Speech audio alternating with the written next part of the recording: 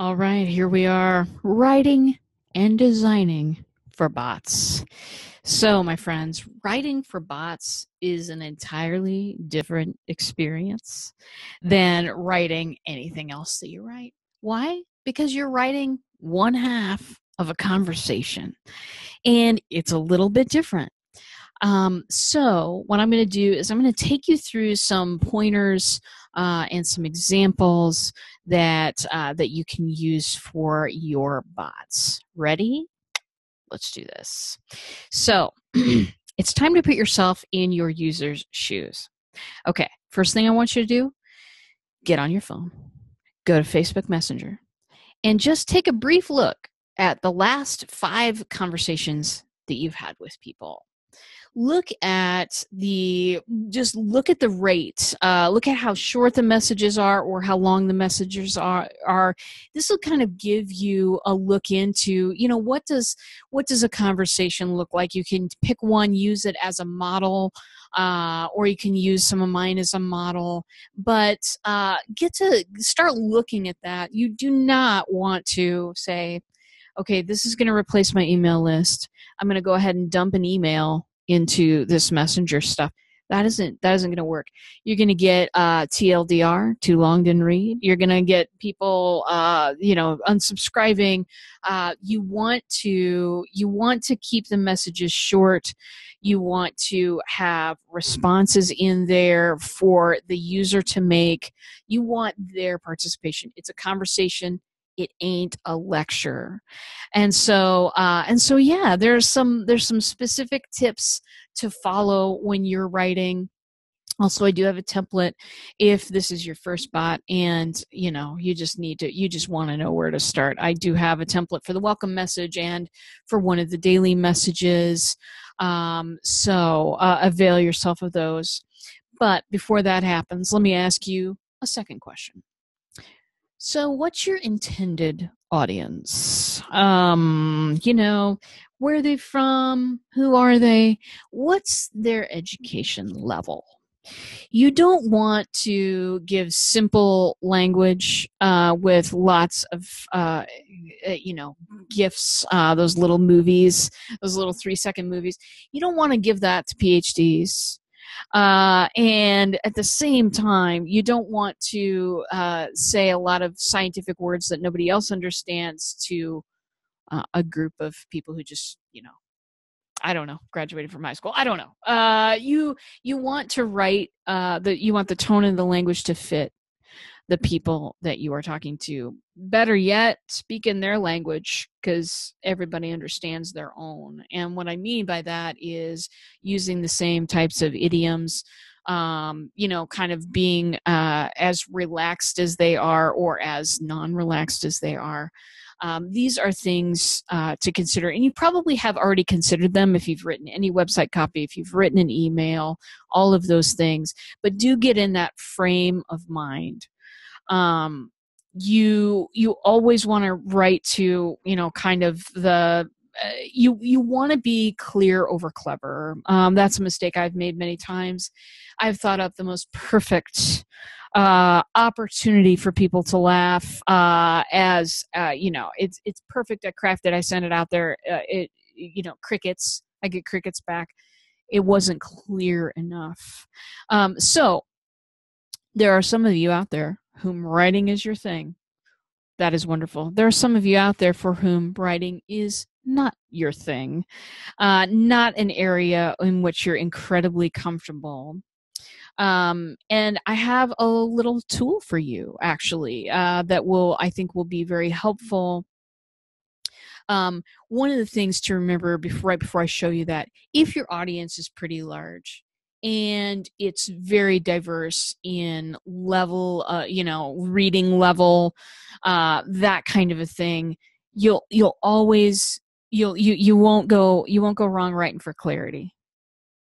Sometimes you have to give up the clever stuff, but you won't go wrong if you aim for clarity if your audience is just very, very diverse. So, very good. Let me show you something that'll help you a little bit with this writing stuff. As I said, I have the templates, but I also have this. All right, darlings.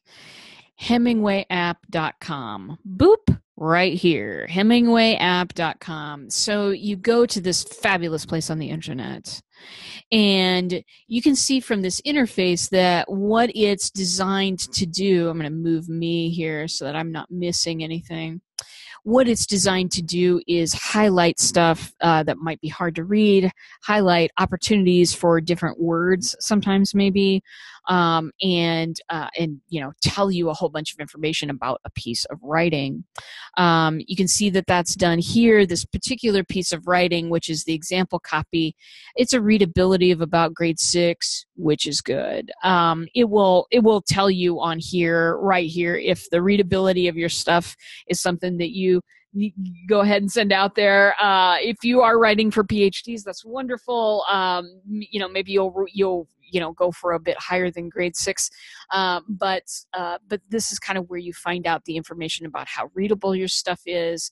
And this is specific information about things that are particularly hard to read or word choices that could be different.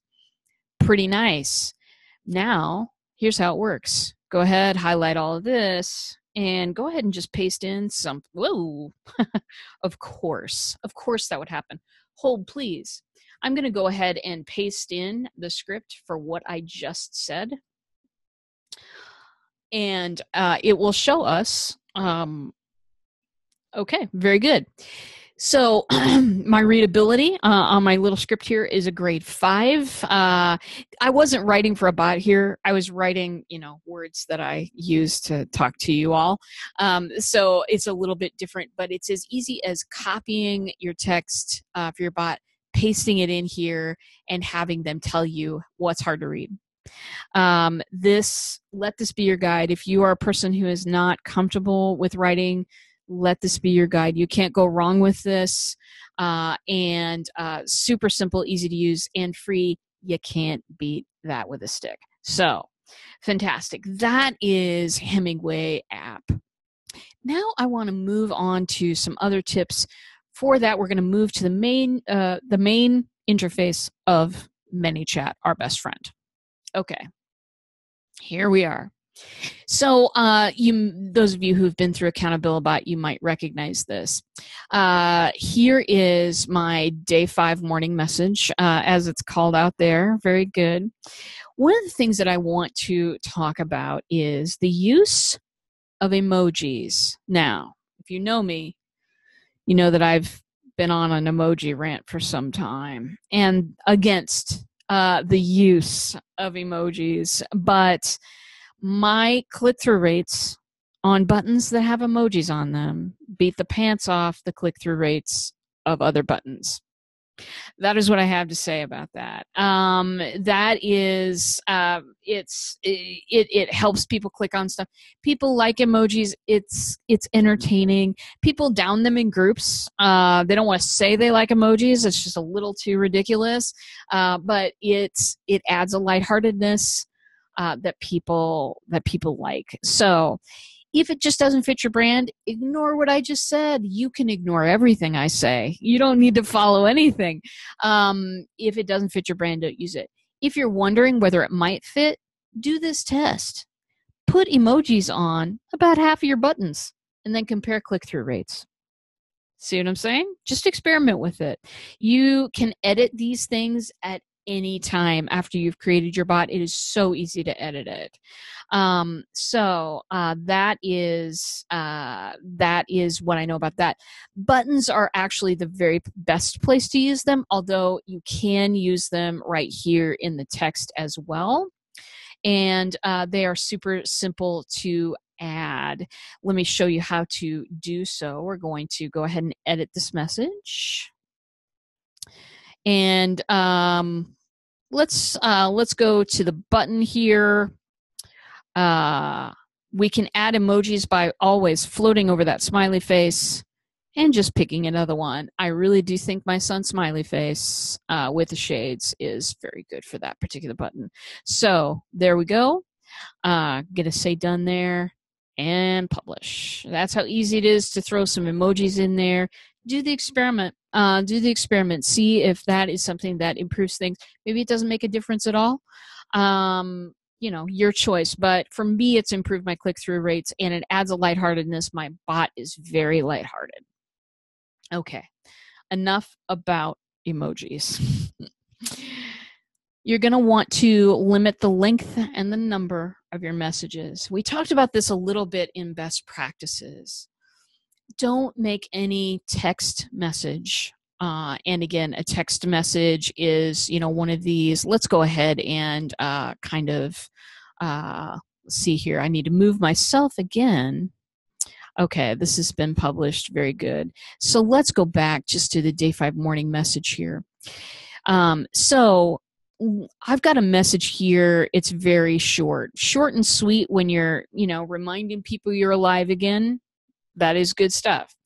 And so another very short message. Here we go. We're going to talk in a minute about adding these timings in here. A lot of times, I put some in when I was creating the bot, but then it was really when I was testing the bot that I started to see how those were effective. So we'll talk about that in a second. But here's the text again. I do one message with what 3 things do you want, and then of course the write them below and hit send and tell me you're done. I did 2 separate messages for that. There are times too when I will do one message and then I will just do a shift enter twice for a line break, and then I'll write a second message. It just really depends on kind of how how I feel about the message and all of that kind of stuff. But keep it short. Keep it short. Keep it shorter than a tweet. Don't go over 3 lines. This message lasts 2 lines. Don't go over 3 lines. If you need to go over 3 lines, find where you can chop that sentence in half and make it 2 separate messages. Don't go over 3 lines. That will trigger the TLDR reaction so quickly. Let's see some more examples as well. Let's see here. Okay. You'll notice too, I am including a picture for darn near every screen, sometimes 2 pictures. See, this message is 3 lines long. That's about the longest you can get before you need to start splitting those things in half. And again, maybe your audience is way different. I'm talking about a general audience. This is research that has been done and tests that have been done to, kind of see where breaking points are. That's what I'm talking to you about right now. If it doesn't fit your audience, then please ignore. But yeah, that's about as long as you want to get for a single text message.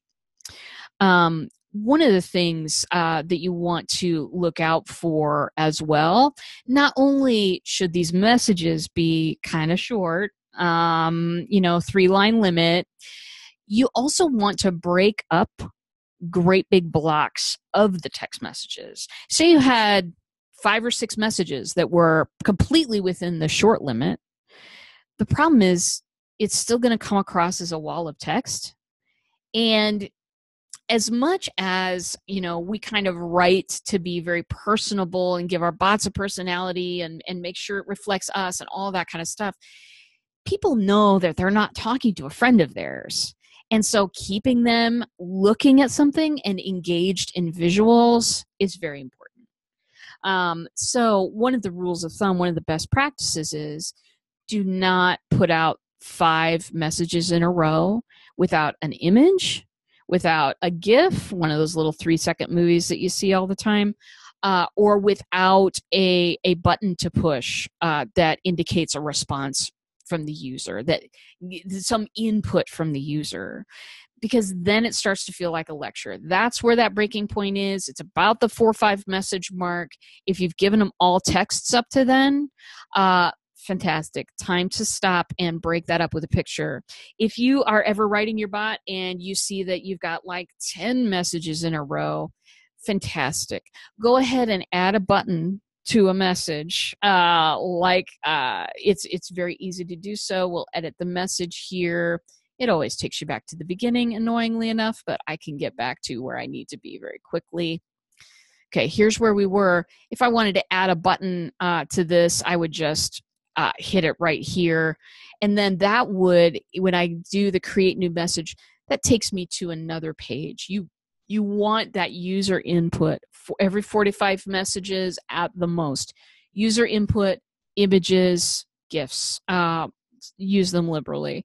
And when you're testing this back to yourself, you'll kind of figure out why as well, because that is it's sometimes can be pretty difficult on the user if they ever get a single message that comes all at once and they have to scroll back up to read it. That's a bad user experience.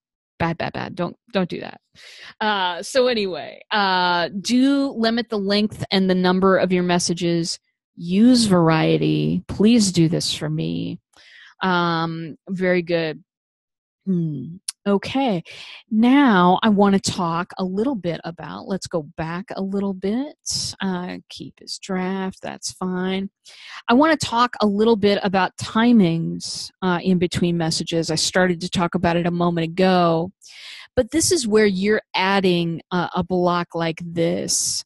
In ManyChat, when you edit your message like this, in ManyChat, when you're adding these little breaks, it's really nice. It's a really nice feature to use because it imitates that they're really talking back and forth with an entity of some kind. Let me show you what this looks like. This is how you add them down here. You just click on delay and it will show up for you. And then when you click into that thing, it'll give you a waiting time. You can do anywhere from 1 text to 60. Delay 60 seconds. No, that's too long of a delay. And I always do this typing action, show the typing during the delay so that it shows that, somebody's typing. It's just a little aesthetic effect, but I think that it's the right way to go. For me, I've never set this delay time over 3 seconds. 3 seconds is actually rare. Most of the time I'll do a 2 second. Reason being, you can set this delay here, but then the user's wireless connection also plays a part in this. And if their wireless connection is slow, then that increases the time. And sometimes, if you have too much delay time built in and then your user is in a really tough area, they're going to think that something's broken. They're not going to have a great experience. So most of the time I'll just delay it 2 seconds when I need one, when I feel like I need a break in there. And I'll always do this typing action most of the time. Really covers, it really covers some of the flow problems that start to happen sometime in longer messages. Okay, very good. Now, visuals are very important. Let's go ahead and get back out of this. Visuals are very important. What I did for Accountabilibot, I used Bitmoji. Everybody, Bitmoji is awesome. That's a program where you kind of make the face look like you, and then it does you in all these tons of poses, and it's great stuff. It had the feel and the vibe that I needed. I also used, as you saw here, I used the Accountabilibot, the face there. I used my Ninja to ask the questions. First question, second question, I think the third one says another question. And I used this kind of this orange sunburst background. I've got this little transparency layer here that kind of blurs out the background a little bit. And then I've got, of course, his face and then the question. This is something that I used consistently throughout this particular bot. And this kind of setup here with the Accountabilibot and the Bitmojis is something that those two things fit my brand. It's lighthearted, it's funny, it's good stuff. If you don't have a lighthearted brand that's trying to make people laugh all the time, that's totally fine too. And if you have a designer, go forth. Contact the designer, talk to them about this particular issue. They'll totally have suggestions. If you do all of your design yourself, or if you just don't have those assets out there right now, you can go to canva.com. Canva.com is awesome. I have a whole separate video that I'm including at the end that gives you a good introduction. I did the video a couple of years ago, but all of the functions are still the same. So it basically teaches you in one 45-minute setting how to start designing your stuff with Canva. It goes through all the functions and everything on the free level of the program. So avail yourself of that. If you don't have any idea what I'm talking about, and you want to learn Canva, go ahead. If you don't have any idea what I'm talking about and you just want to get through this part of it, this visuals part of it, think about it like this. Think about it like it's a PowerPoint presentation. You want to use the same font all the way through. Same font for headings, same font for body copy, that kind of thing. You want to use the same visual elements all the way through if you were writing a PowerPoint presentation. The background needs to be the same. If you have extra graphics and things like that, those types of things, shapes, lines, things like that. You want to pick a few of those and then use them on every image. You want to kind of make all of your images be cohesive. They're all about the same thing.